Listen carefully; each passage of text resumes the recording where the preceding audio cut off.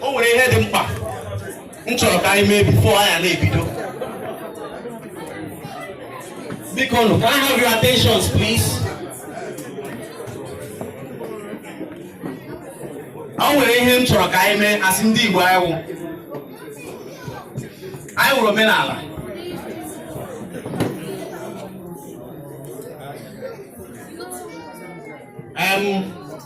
O nwere mmanya ewepụtara. M chọrọ ka nye nna anyị ukwu mmanya ka ọ gọziere anyị, gọrọ anyị ọfọ ka ọ dịrị anyị na mma. Ndị be anyị ndewo nụ. Chike okike abịa ka anyị na-arịọ ka o dube anyị. Anyị ma na ọbịbịa bịa n'obodo a anyị niile ibe anyị bụ n'obodo. Anyị ga na-arịọ Chukwu ka o duo anyị, ka ije anyị gaa nke ọma, ka anyị ghara ike ịlụso ebe anyị si bịa. Anyị wee na-asị n'ọdịnala bụ ọdịnala na adịghị agha isi aka agba ụrịọ. Oh ya, otu o si dị.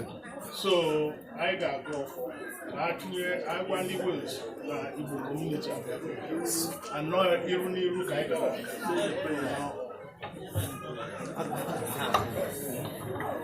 Nsị na iru ka anyị ga na-aga ise. So ka anyị gaa ọfọ.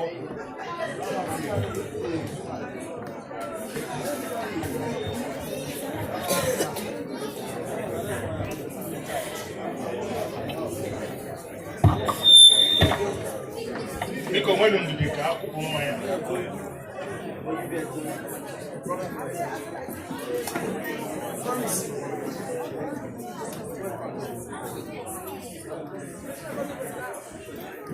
You're welcome. You're welcome.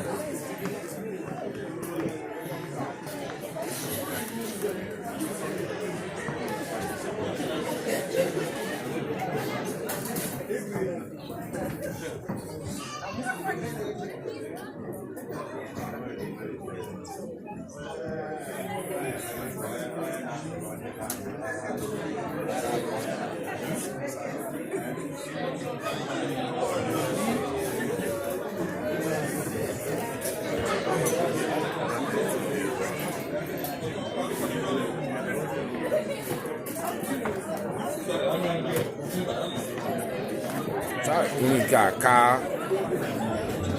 ka nkwobe na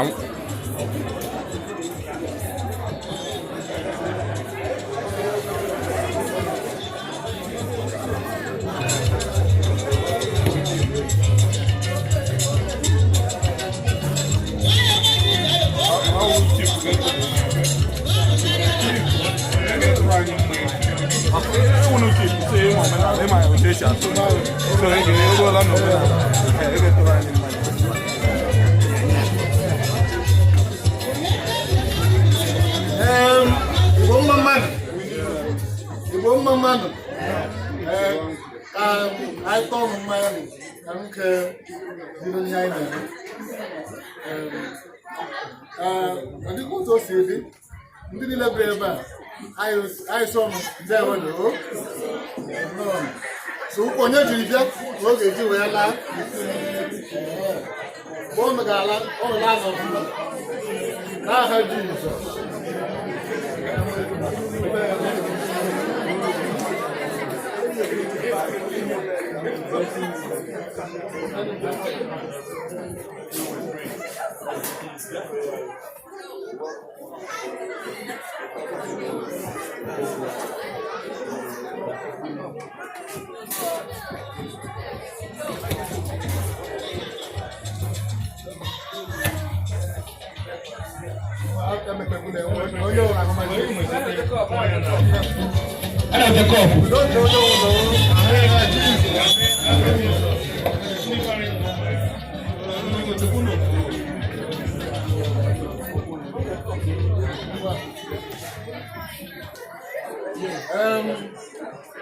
ala west mmayo onye jide ka ejela anyị nwadebe na wele west abụ Chineke n'aha Jizọs.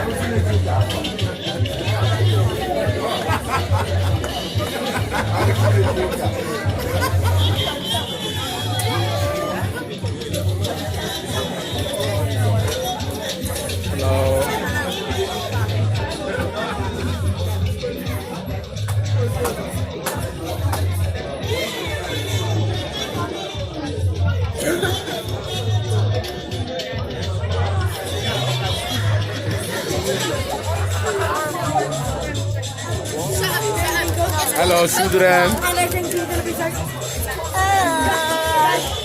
Bye. and everything's fine. Make sure you stay here because Just say hello. I'm the Say hello. Hello. Adios. Okay guys, I'm gonna put it in Not bad. nakakilala mo na naman ako. Sabi in a minute. Ah, mommy bịara nnọọ. Daalụ. Daalụ. Ka adaghị nwaanyị ka oke osisi ada. Okay. Nke anyị kpọrọ bịa last time. Okay, the middle one. The middle one. Okay. No. Ndewo. Oriakụ ekele m o.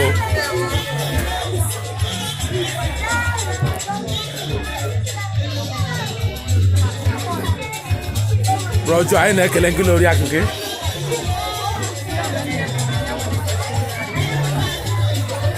Igbo Biafra. Alụ ekele.